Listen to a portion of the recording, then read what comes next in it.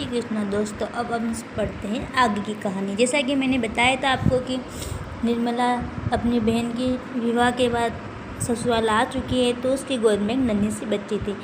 पर मुंशी तोताराम जी के पास वो नहीं जा रही थी। उन्होंने जियाराम को पैसे दिए कि कुछ मिठाई लेकर आओ।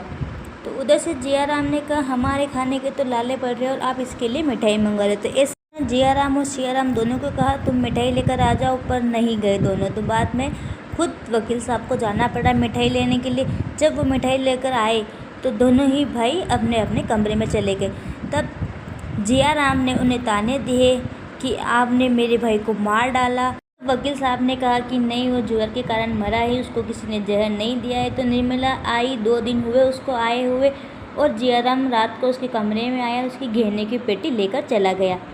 तब निर्मला को हल्का सा शक हुआ कि वो जियाराम ही था, पर उसने कुछ नहीं कहा। उसने जियाराम से पूछा कि तुमने मेरे कमरे में आए थे क्या? तो जियाराम ने कहा नहीं, मैं नहीं आया आपके कमरे में। तब जाके उसको शक हुआ कि हाँ सही में यही था, सुबह देखा तो गहने नहीं थे कमरे में। ने फिर वकील साहब से कहा। वकील साहब थाने गए, थाने जाकर आए। थानेदार घर पर आया तो उसने कहा कि ये किसी बाहर के आदमी का काम नहीं है, ये घर का ही कोई आदमी है।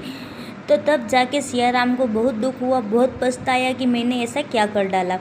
फिर जब थानेदार ने कहा कि मैं फिर आऊँगा, इतने में सियाराम बहुत घबरा गया और पता नहीं वो कहाँ चला गया। तो उसको ढूंढा पर वो नहीं मिला। उसके कारण सारा घर का भार बोझ अब सियाराम के ऊपर आ चुका था। जब जो भी कुछ काम हो सियाराम को ही करना पड़ता था, चाहे बाजार जाए, लकड़ी लाए, कुछ भी काम हो तो सियाराम को ही करना पड़ता था।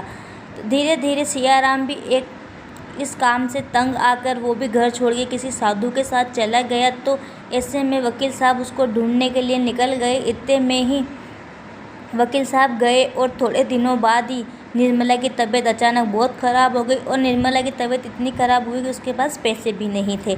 तो उसकी नन्ना ने कहा चलिए भाभी अपन इलाज करवा के आते हैं, वैद्य जी के पास चलते। पर निर्मला नहीं गई और आखिरकार उसने मरते मरते ये कहा कि दीदी मेरी बेटी का विवाह आप कुछ अच्छे घर में कीजिएगा।